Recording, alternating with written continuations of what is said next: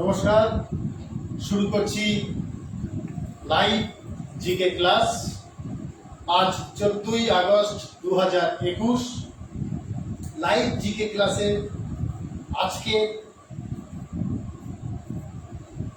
আজকের যে দিন, সেই দিনের বিষয়টি উল্লেখ করি। প্রথমে 14ই আগস্ট 2021 স্বাধীনতার পথে পেরিয়ে এলাম 74 বছর। 75তম স্বাধীনতা দিবসে আমরা পা রাখতে চলেছি। করোনা আবহেও এই উপলক্ষে সাংস্কৃতিক কর্মকাণ্ড থমকে গেলেও থেমে যাবে না একেবারে। স্বাধীনতা দিবস উপলক্ষে দেশবাসীকে অভিনন্দন জানাই। লাইভ জিকে ক্লাসের আজ 14ই আগস্ট 1947 সালে আজকের দিনে ব্রিটিশ শাসন থেকে মুক্ত হয়ে পাকিস্তান স্বাধীন হয়েছিল। করাচিতে পাকিস্তানের প্রথম গভর্নর জেনারেল হিসেবে শপথ গ্রহণ করেছিলেন মোহাম্মদ আলী জিন্নাহ। পাশাপাশি আজকের দিনে বের্ট্রান্ড বেসট প্রয়াত হয়েছিলেন। বার্লিন অনসম্বল এর প্রতিষ্ঠাতা তিনি। তার লেখা বিখ্যাত নাটকগুলির মধ্যে রয়েছে mother courage, three Penney Opera প্রভৃতি। তার প্রয়াণে আমাদের শ্রদ্ধাঞ্জলি। তার প্রয়াণ দিবসে আমাদের শ্রদ্ধাঞ্জলি। শুরু করছি লাইভ জিকে ক্লাসের প্রশ্নপত্র পর্ব। প্রথম যে প্রশ্নটিতে আসবো, পূর্ব পাকিস্তানের নাম বদলে রাখা হলো বাংলাদেশ, সেটি কত সালে? আমাদের এই তিনটি দেশ মিলে একত্রে ভারতবর্ষ। পূর্ব পাকিস্তানের নাম বদলে রাখা হলো বাংলাদেশ, সেটি কত সালে? এর উত্তর হচ্ছে 1972 সালের 11ই জানুয়ারি। পূর্ব পাকিস্তান, পশ্চিম পাকিস্তান, ভারতবর্ষ, এই তিন দেশ মিলে একত্রিত আমাদের এই ভারতবর্ষ। প্রশ্নটা ছিল পূর্ব পাকিস্তানের নাম বদলে রাখা হলো বাংলাদেশ, সেটি কত সালে? এর উত্তর হচ্ছে 1972 সালের 11ই জানুয়ারি। আজকের দিনে পাকিস্তান স্বাধীন হয়েছিল 1947 সালের 14ই আগস্ট। কাল ভারতবর্ষ আমাদের দেশের স্বাধীনতা দিবস। 1947 সালের 15ই আগস্ট ভারতবর্ষ স্বাধীন হয়েছিল। আর পূর্ব পাকিস্তানের নাম বদলে রাখা হয়েছিল বাংলাদেশ 1972 সালের 11ই জানুয়ারি। পরের প্রশ্নে আসবো।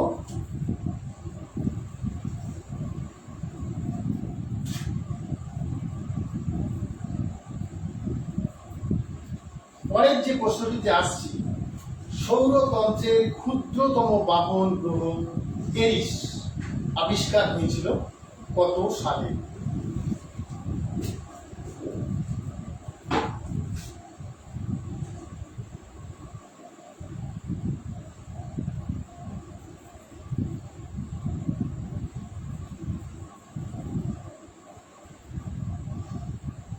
প্রশ্নটা ছিল সৌরতন্ত্রের ক্ষুদ্রতম বামন গ্রহ এরিস আবিষ্কার হয়েছিল কত সালে?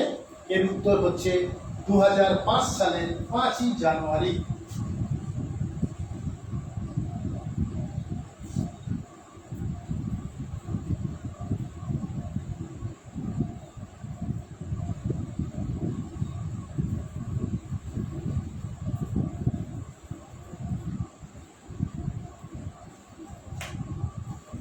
সৌরতন্ত্রের ক্ষুদ্রতম বামন গ্রহ এরিস আবিষ্কার হয়েছিল কত সালে? এর উত্তর হচ্ছে 2005 সালের 5 জানুয়ারি।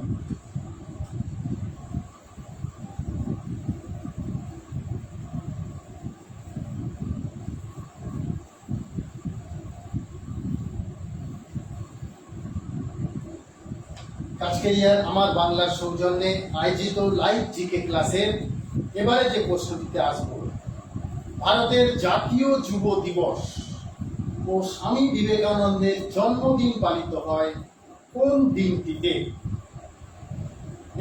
এই প্রশ্নের উত্তরটি অনেকেই জানেন। অনেক প্রতিযোগিতামূলক পরীক্ষায় এই প্রশ্নটি এসেছে, পর পর কয়েকবার এই প্রশ্ন এসেছে বিভিন্ন চাকরির পরীক্ষায়। প্রশ্নটা ছিল ভারতের জাতীয় যুব দিবস ও স্বামী বিবেকানন্দের জন্মদিন পালিত হয় কোন দিনটিতে? এর উত্তর হচ্ছে 12ই জানুয়ারি।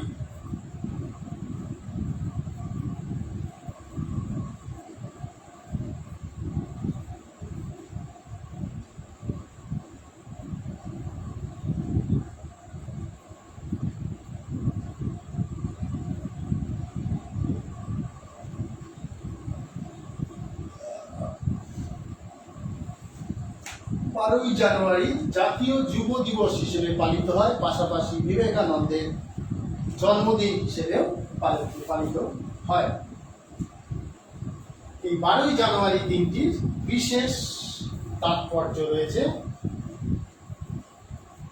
12ই জানুয়ারি মূলত যুব দিবস হিসেবে পালিত হয়, স্বামী বিবেকানন্দের জন্মদিন হিসেবেও এই দিনটি পালিত হয়ে থাকে। পরের প্রশ্নে আসছি, তামিল নববর্ষের সূচনা কবে হয়েছিল?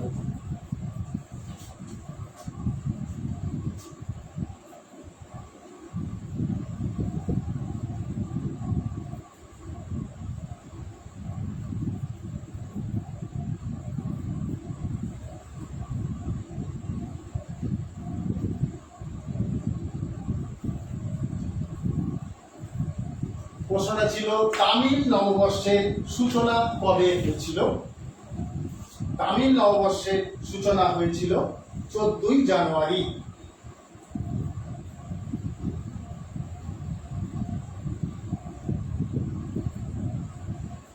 তামিল নববর্ষের সূচনা হয় 14ই জানুয়ারি। তামিলনাড়ুতে এই নববর্ষের সূচনা হয় মূলত 14ই জানুয়ারি তারিখে।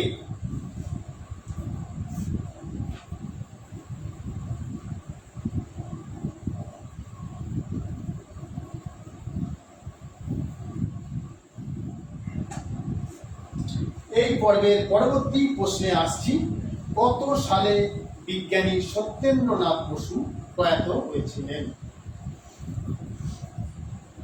বিজ্ঞানী সত্যেন্দ্রনাথ বসু প্রয়াত হয়েছিলেন কত সালে?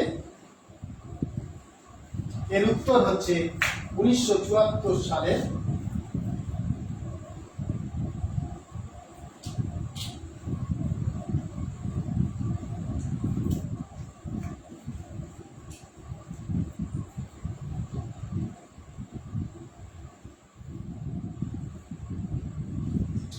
বিজ্ঞানী সত্যেন্দ্রনাথ বসু প্রয়াত হয়েছিলেন কত সালে?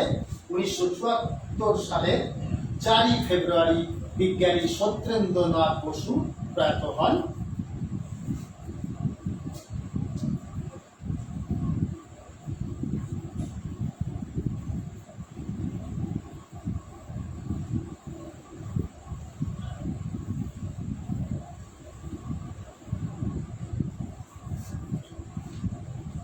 এবারে যে প্রশ্নটিতে আসব, প্রখ্যাত রাশিয়ান ঔপন্যাসিক ফিওদর দস্তয়েভস্কি কত সালে প্রয়াত হন? প্রশ্নটা আরো একবার বলছি, প্রখ্যাত রাশিয়ান ঔপন্যাসিক ফিওদর দস্তয়েভস্কি কত সালে প্রয়াত হয়েছিলেন? এর উত্তর হচ্ছে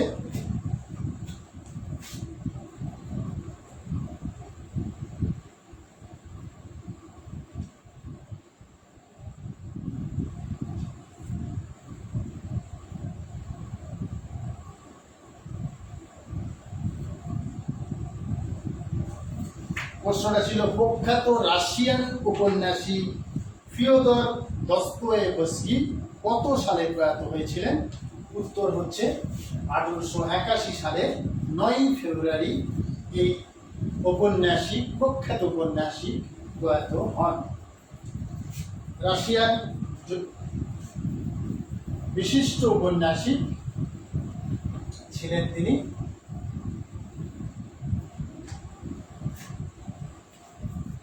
পরের প্রশ্নে আসছি, ইন্টারনেটে ছবি শেয়ার করা জনপ্রিয় সাইট ইউটিউব চালু হয় কবে?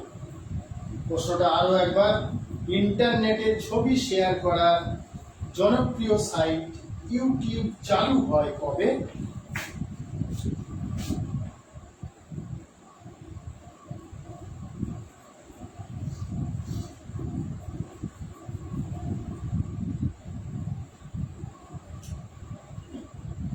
ইউটিউব চালু হয় কবে? এর উত্তর হচ্ছে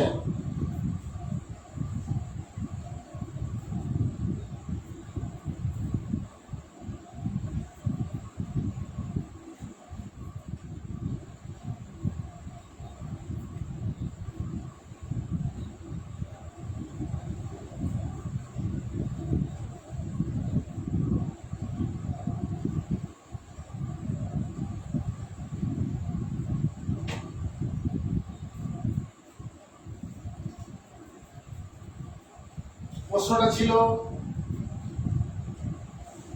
ইন্টারনেটে ছবি শেয়ার করার জনপ্রিয় সাইট ইউটিউব চালু হয় কবে?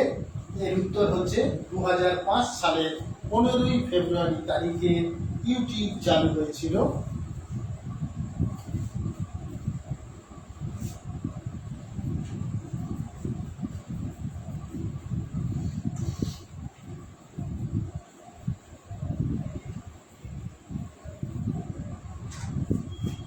পরের প্রশ্নে আসব।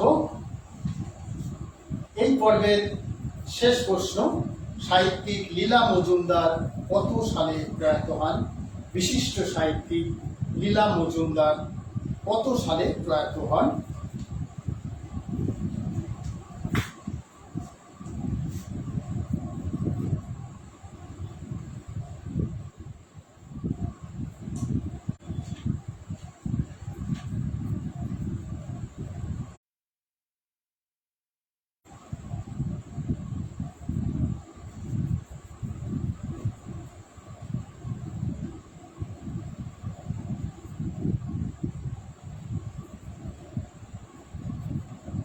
প্রশ্নটা ছিল বিশিষ্ট সাহিত্যিক লীলা মজুমদার কত সালে প্রয়াত হন?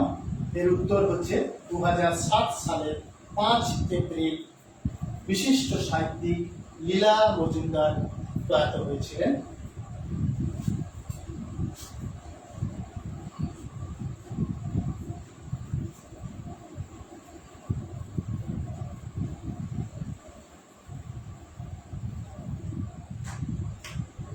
পরবর্তী পর্বের প্রথম প্রশ্নে আসছি। প্রশ্নটা হচ্ছে, সত্যজিৎ রায় অস্কার পেয়েছিলেন কত সালে?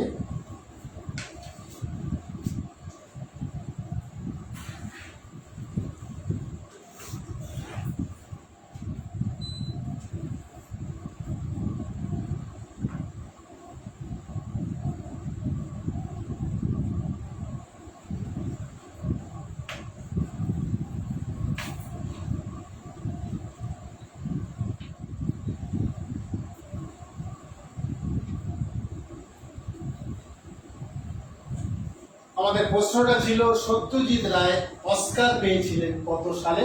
এর উত্তর হচ্ছে 1992 সালের 30 মার্চ। প্রখ্যাত চলচ্চিত্র পরিচালক সত্যজিৎ রায় অস্কার পুরস্কার পেয়েছিলেন, অস্কার জয়ী হয়েছিলেন 1992 সালের 30 মার্চ। বিশিষ্ট চলচ্চিত্র পরিচালক সত্যজিৎ রায় অস্কার পেয়েছিলেন কত সালে? 1992 সালে 30 মার্চ তিনি অস্কার পান।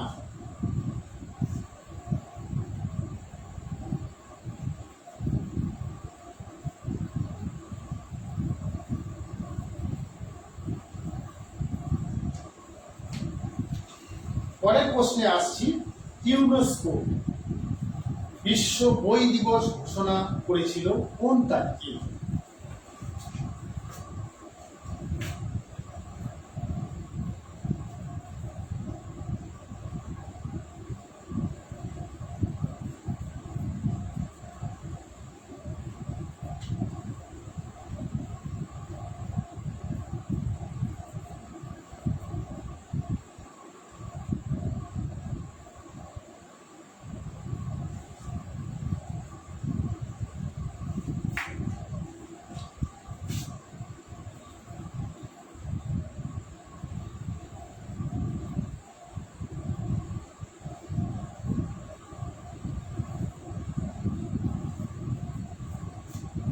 প্রশ্নটা ছিল ইউনেস্কো ঘোষণা করেছিল বিশ্ব বই দিবস তারিখটি, সেই তারিখটি কবে? উত্তর হচ্ছে 1995 সালের 23 এপ্রিল ইউনেস্কো ঘোষণা করে বিশ্ব বই দিবসের কথাটি। এই প্রশ্নটি অনেক পরীক্ষাতে সচরাচর সাধারণত এসে থাকে। ইউনেস্কো ঘোষণা করেছিল বিশ্ব বই দিবস হিসেবে পালন করার জন্য, সেই তারিখটি হচ্ছে 1995 সালের 23 এপ্রিল। 1995 সালের 23 এপ্রিল বিশ্ব বই দিবস হিসেবে ইউনেস্কো ঘোষণা করে। এই পর্বের পরবর্তী প্রশ্নে আসছি। ইন্ডিয়ান হোম রুল লীগ স্থাপন করেন কে?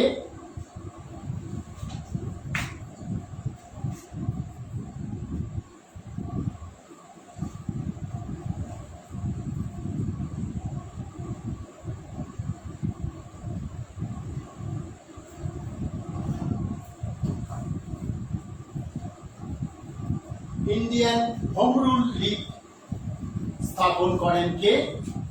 এর উত্তর হচ্ছে বাল গঙ্গাধর তিলক।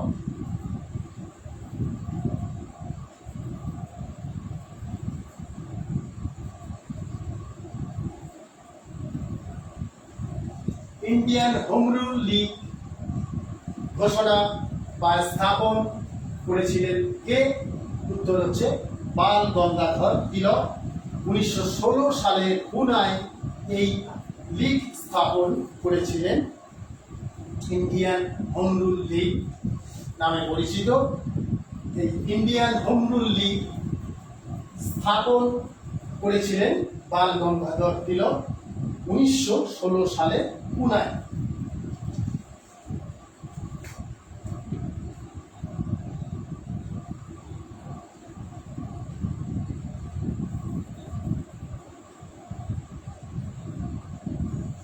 ইন্ডিয়ান হোম রুল লীগ স্থাপন করেছিলেন বাল গঙ্গাধর তিলক 1916 সালে পুনাতে এটি স্থাপিত বা স্থাপন হয়েছিল।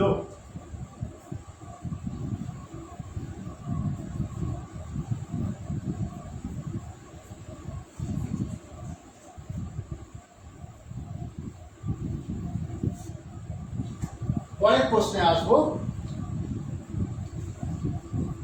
এই পর্বের পরবর্তী প্রশ্ন, প্রথম এভারেস্ট বিজয়ী তেনজিং নোরগে কবে প্রয়াত হন?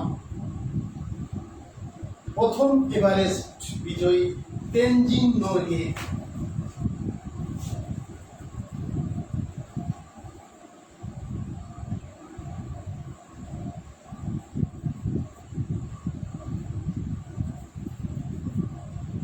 তেনজিং নোরগে প্রয়াত হয়েছিলেন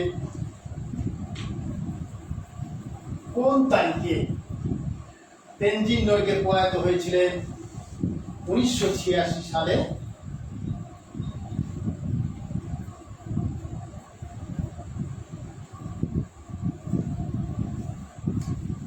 প্রথম এভারেস্ট বিজয়ী তেনজিং নোরগে প্রয়াত হয়েছিলেন 1986 সালের 9 মে তিনি প্রয়াত হন।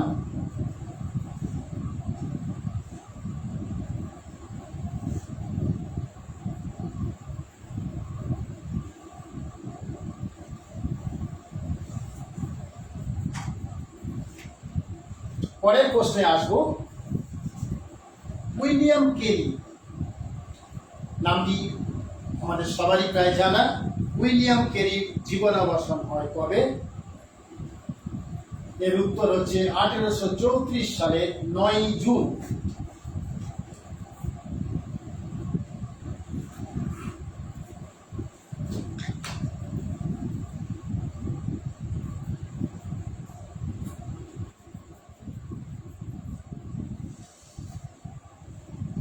উইলিয়াম কেরির জীবনাবসান হয় 1834 সালে 9 জুন।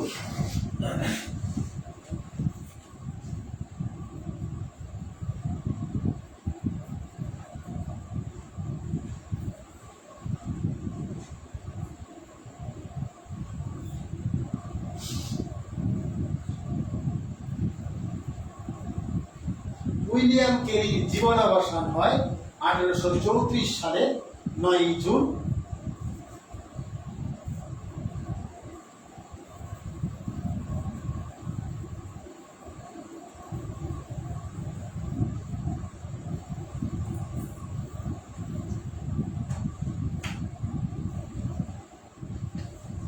কলিকাতা শহর প্রতিষ্ঠা হয় কবে? পরের প্রশ্ন। কাজকেরিয়ার আমার বাংলার সৌজন্যে আয়োজিত লাইভ জিকে ক্লাসে এই পর্বে যে প্রশ্নটিতে আসছি, কলকাতা শহর প্রতিষ্ঠা হয় কবে? এই প্রশ্নের উত্তর অনেকেই জানেন। 1690 সালের 24 আগস্ট কলকাতা শহর প্রতিষ্ঠা হয়েছিল। প্রশ্নটার উত্তর আরো একবার বলছি, 1690 সালের 24 আগস্ট কলকাতা শহর প্রতিষ্ঠা হয়। পরবর্তী পর্বের প্রথম প্রশ্নে আসছি। স্বাধীনতা সংগ্রামী ভগৎ সিং এর জন্ম হয় কবে? ভগৎ সিং এর জন্ম হয় কবে?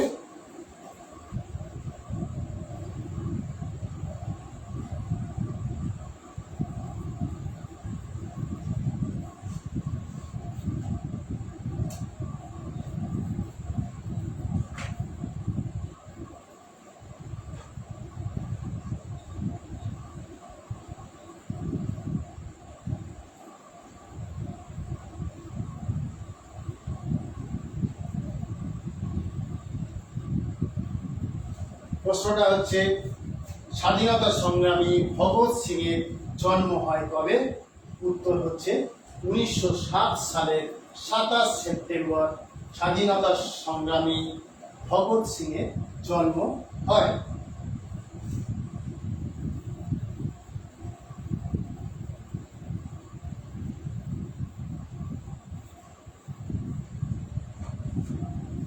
পরের প্রশ্নে আসছি।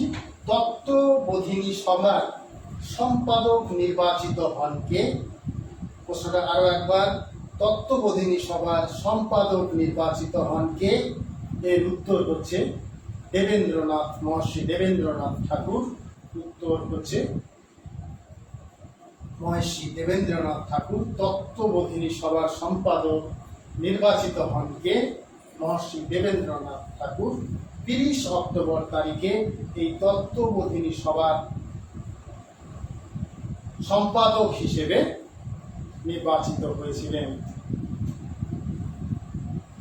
সেই কারণে 30 অক্টোবর তারিখটি জনপ্রিয় হয়ে রয়েছে। তত্ত্ববোধিনী সভার সম্পাদক হিসেবে নির্বাচিত হয়েছিলেন মহর্ষি দেবেন্দ্রনাথ ঠাকুর। পরের প্রশ্নে আসছি। ক্যারিবিয়ান সাগরে ডমিনিকা দ্বীপ আবিষ্কার করেন ক্রিস্টোফার কলম্বাস। সেই সালটি কত? আরো একবার প্রশ্নটাতে আসছি। ক্যারিবিয়ান সাগরে ডমিনিকা দ্বীপ আবিষ্কার করলেন ক্রিস্টোফার কলম্বাস। সালটি কত? 1493 সালের 3 নভেম্বর। এর উত্তর হবে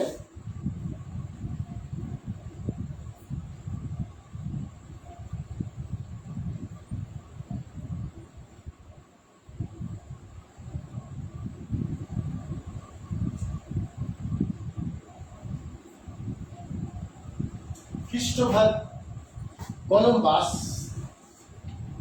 ক্যারিবিয়ান সাগরে ডমিনিকা দ্বীপ আবিষ্কার করেছিলেন। সালটি হচ্ছে 1493 সালের 3 নভেম্বর এই ডমিনিকা দ্বীপ আবিষ্কার করেছিলেন ক্রিস্টোফার কলম্বাস।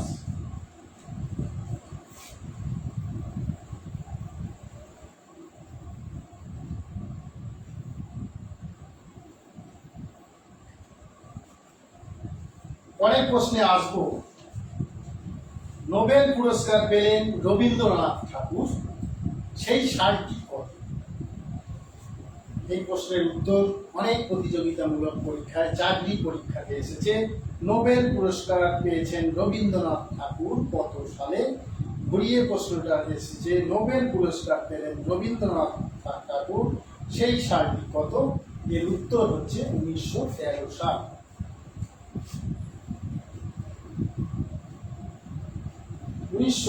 সালে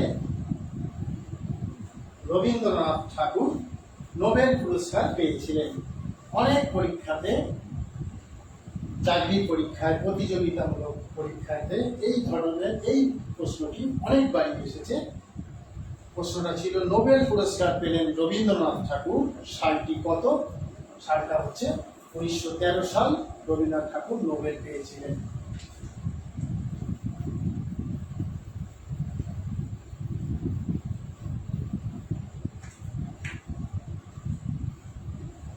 অনুষ্ঠানের একেবারে শেষের দিকে এসে পৌঁছেছি আমরা। কাছকেরিয়ার আমার বাংলার সৌজন্যে আয়োজিত লাইভ জিকে ক্লাসে এবারে কয়েকটি কথা বলি। আমাদের অনুষ্ঠান কেমন লাগছে আপনারা মূল্যবান মতামত জানাবেন। ভালো লাগুক বা মন্দ লাগুক, আমরা মূলত চাকরি প্রার্থী, প্রতিযোগিতামূলক পরীক্ষায় যারা বসেন তাদের স্বার্থে সাধারণ জ্ঞানের বিষয়বস্তু তাদের সামনে তুলে ধরার চেষ্টা করি। আমাদের এই প্রয়াস যদি আপনাদের ন্যূনতম কাজে লাগে তাহলে আমরা কৃতজ্ঞ থাকব। পাশাপাশি লাইভ জিকে ক্লাসের মতামত জানিয়ে লাইক, কমেন্ট, শেয়ার করে আমাদের পাশে দাঁড়াবেন। আর আমরা প্রত্যাশা রাখি আপনাদের মূল্যবান মতামতের। এবারে যে প্রশ্নটিতে আসব, মঙ্গল গ্রহের মাটিতে নামলো রাশিয়ান উপগ্রহ মার্স 2। মঙ্গল গ্রহের মাটিতে নামলো মার্স 2, সেই সালটি কত? মঙ্গল গ্রহের মাটিতে নামলো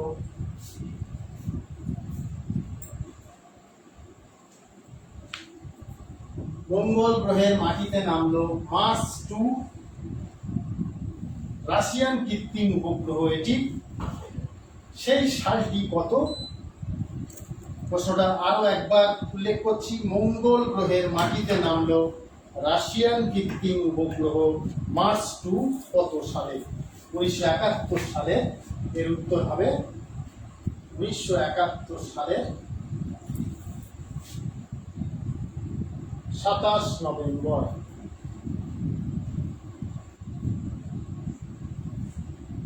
প্রশ্নটা ছিল, মঙ্গল গ্রহের মাটিতে নামলো রাশিয়ান কৃত্রিম উপগ্রহ মার্স 2, সেই সালটি কত? এর উত্তর হচ্ছে 1971 সালের 27 নভেম্বর তারিখটি। আর এই প্রশ্নের সাথে সাথে